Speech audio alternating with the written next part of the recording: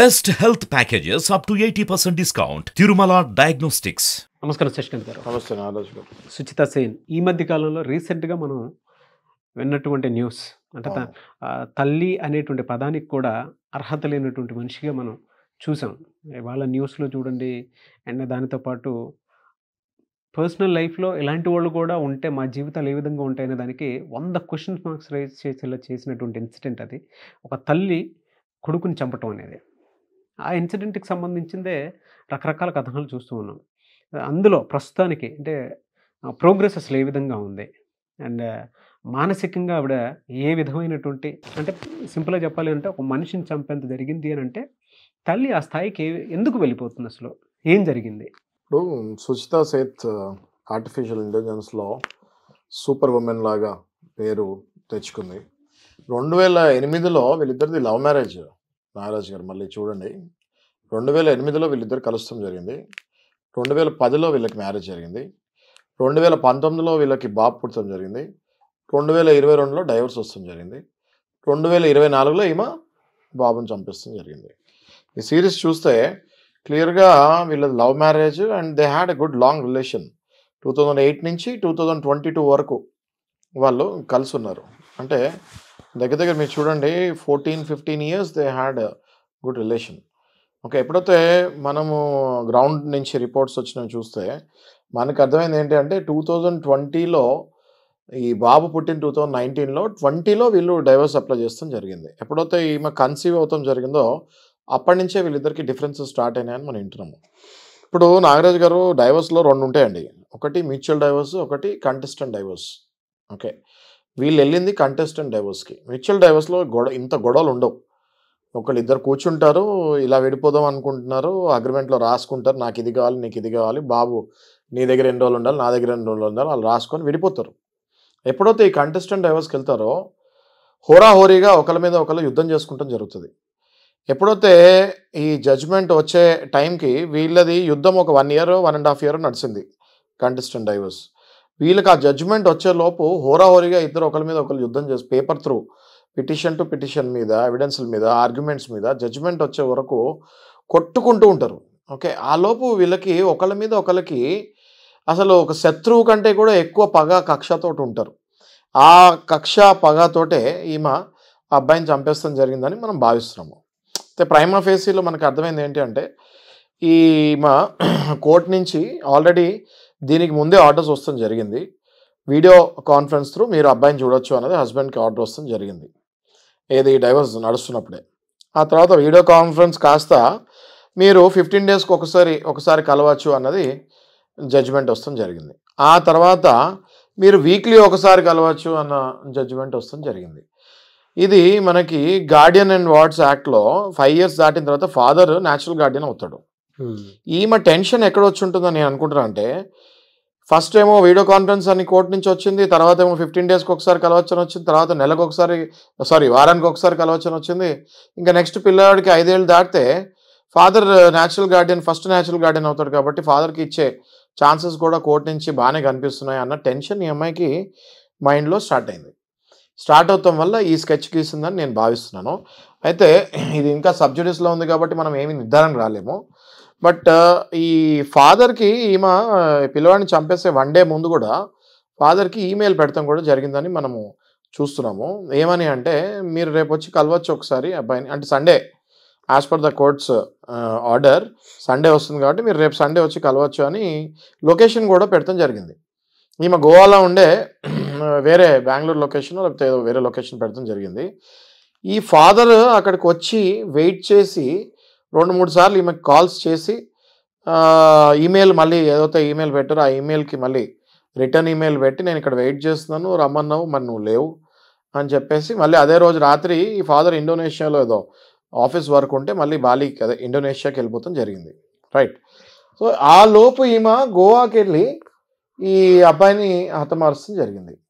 అయితే వెంటనే మళ్ళీ ఈ గోవా నుంచి బయలుదేరి క్యాబ్ 30,000 అని చెప్పినా కూడా పర్వాలేదు, 30,000 అయినా పర్లేదని క్యాబ్ బుక్ చేసుకొని ఈ బాడీ ఎప్పుడైతే తీసుకెళ్తాం జరిగిందో ఈ కర్ణాటకకి గోవాకి మధ్యలో బార్డర్లో 4 hours ఏదో యాక్సిడెంట్ అయిందని ట్రాఫిక్లో ఇరుక్కుపోయింది. అయితే అప్పటికి ఆ డ్రైవర్ వెనక్కి ఎయిర్పోర్ట్లో దింపేస్తున్న ఈ ట్రాఫిక్ చాలా హెవీగా ఉంది మేడం అంటే ఆమె వినలేదు. ఈ ట్రాఫిక్లో ఇరుక్కుపోతాం వల్లే ఈ పోలీసు వాళ్ళకి మీకు ఈజీగా దొరికింది అన్నది చెప్తున్నారు. ఎప్పుడైతే ఈ పోలీసు వాళ్ళు పట్టుకుంటాము, బాడీ దొరికిపోవడం జరిగిందో, ఈమెని కస్టడీలోకి తీసుకుంటాం జరిగింది. వెంటనే వాళ్ళ ఫాదర్ కూడా ఇన్ఫర్మేషన్ ఇస్తాం జరిగింది. ఓకే, ఇట్లా మీ అబ్బాయిది ఇట్లా అయింది అనేసి. ఆ ఫాదర్ ఎప్పుడైతే కర్ణాటకకి వచ్చి దిగి పోలీస్ స్టేషన్కి ఎంటర్ అవుతాం జరిగిందో, ఈ మన మీడియా వాళ్ళు చెప్పేది ఏంటి అంటే, ఈ పోలీస్ స్టేషన్లో వైఫ్ని ఒక 20 minutes హస్బెండ్ కలిశాడు. Okay, wife and husband police స్టేషన్లో దిగగానే ఒక 20 minutes కలుస్తాం జరిగింది. వీళ్ళు ఆ 20 minutesలో కూడా ఏం మాట్లాడుకున్నారు అనేది మనం అక్కడ ఉన్న లాయర్ని మళ్ళీ మీడియా అడుగుతాం జరిగితే, ఒకళ్ళ మీద ఒకళ్ళు బ్లేమ్ గేమ్, నీ వల్లే ఇలా అయింది, నీ వల్లే ఇలా అయింది అని చెప్పుకుంటూ, అసలు ఆ పిల్లవాడిని చంపింది నేను కాదు అని ఈ అమ్మాయి చెప్తాం మళ్ళీ డినై చేస్తూ వచ్చింది. ఈమె కంప్లీట్గా ఈ పిల్లవాడిని నేను చంపింది కాదు అన్నదే డినై చేస్తూ వచ్చింది. హస్బెండ్కి కూడా అదే చెప్తాం వచ్చింది, పోలీసు వాళ్ళకి కూడా అదే చెప్తాం వచ్చింది. కానీ పోలీసు వాళ్ళు అనేది ఏంటి అంటే క్లియర్గా సీసీ కెమెరాస్లో వచ్చింది ఓన్లీ ఈమె ఇంకా అబ్బాయి. వెళ్ళేటప్పుడు ఈమె ఒక్కటే వెళ్ళింది. ఆ సీసీ కెమెరాస్లో ఇంకా ఎవరు వస్తాం జరగలేదు. లోపల టవల్, ఒక పిల్లో, ఒక నైఫ్ దొరికింది. సో మాకున్న ఇనఫ్ ఎవిడెన్సెస్కి ఈమె చంపింది అని చెప్తానికి మాకు చాలు, ఛార్జ్ షీట్లో మేము ఈమె పేరే పెడుతున్నాం అన్నట్టుగా పోలీసు వాళ్ళు చెప్తున్నారు. కానీ మన చట్టంలో రైట్ టు బి హర్డ్ అనే ఒక పాయింట్ ఉంది. అంటే మర్డర్ చేసినా చేయకపోయినా she has every right to explain about her self in front of the judge. ఈ రైట్ టు బి హర్డ్ అన్నది నాకు తెలిసి ఇవాళతోటి లాస్ట్ డే కస్టడీ, 6 days కస్టడీకి తీసుకుంటాం జరిగింది. రేపు she will be placed in front of the court. Okay, రేపు ఈమె తన గురించి ఇప్పుడు దాకా అయితే ఆ అమ్మాయి ఒప్పుకోవట్లేదు నేను చంపాను అన్నది. పోలీసు వాళ్ళు క్లియర్గా మాకు ఎవిడెన్సెస్ ఉన్నాయి ఈమె చంపింది అని చెప్తున్నారు. ఓకే, ఇది సబ్సిడీస్లో ఉంది కాబట్టి చంపారా లేదా అనేది మనం కూడా గట్టిగా చెప్పలేము. బట్ ఇవాళతోటి 6th day కస్టడీ అయిపోతుంది. రేపు కోర్టు ముందుకు వెళ్ళిన తర్వాత తను ఏం చెప్తుందో చూసి మళ్ళీ మనం దీని గురించి డిస్కస్ చేసుకుందాము.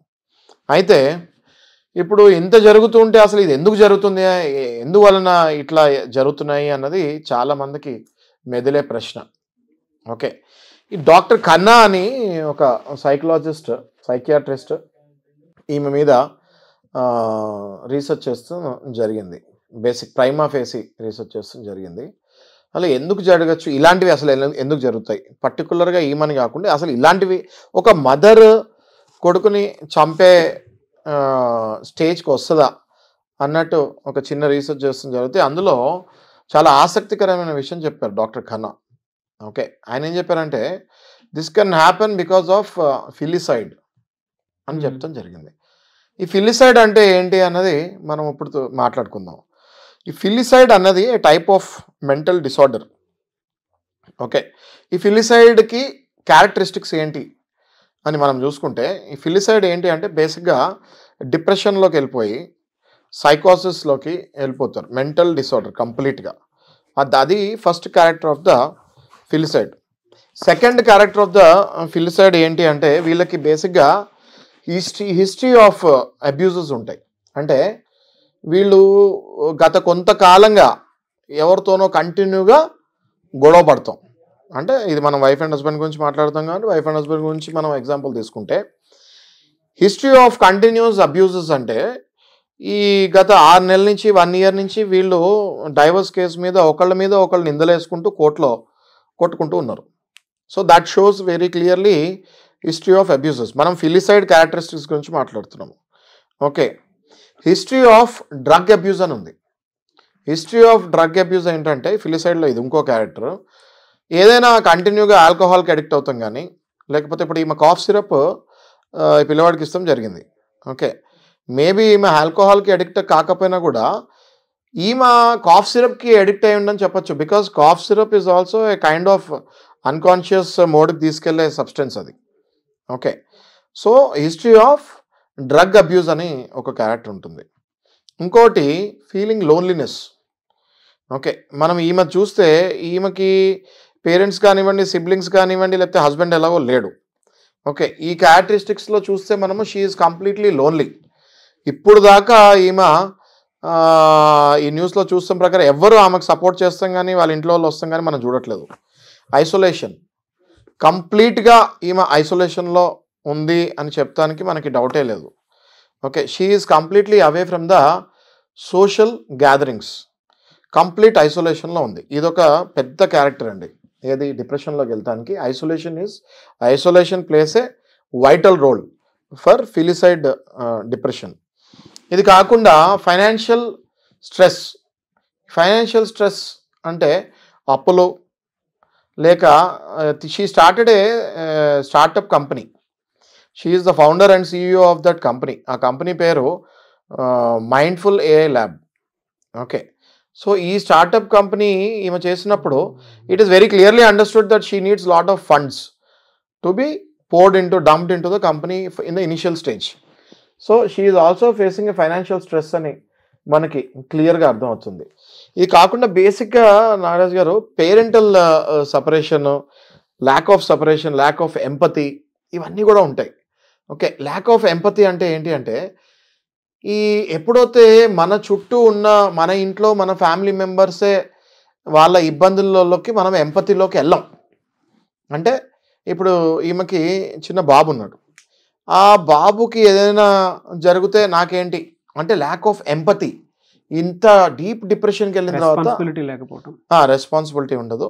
అండ్ డీప్ డిప్రెషన్కి వెళ్ళినప్పుడు ఏమవుతుంది అంటే ఆ ఎంపతి అన్నది కోల్పోతారు. ఎంపతి అన్నది కోల్పోయినప్పుడే ఇట్లాంటి అటాక్స్ జరుగుతాయి. సో ఇప్పుడు ఫిలిసైడ్స్కి ఇన్ని క్వాలిటీస్ ఉంటాయి నాగరాజ్ గారు. ఫిలిసైడ్ అనే మెంటల్ డిసార్డర్కి, మెంటల్ డిప్రెషన్కి, సైకోసిస్ డిప్రెషన్స్కి ఇన్ని క్యారెక్టరిస్టిక్స్ ఉంటాయి.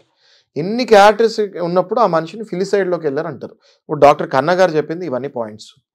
ఓకే, ఇన్ని పాయింట్స్ ఉన్నప్పుడు మనిషి ఏ స్టేజ్కైనా వెళ్ళొచ్చు, ఏమైనా చేయొచ్చు అని ఆయన అన్నారు. సో మనం ఈ కథ అంతా చూస్తే ఈమె డెఫినెట్గా ఫిలిసైడ్లో ఉన్నట్టు నాకైతే అనిపిస్తుంది.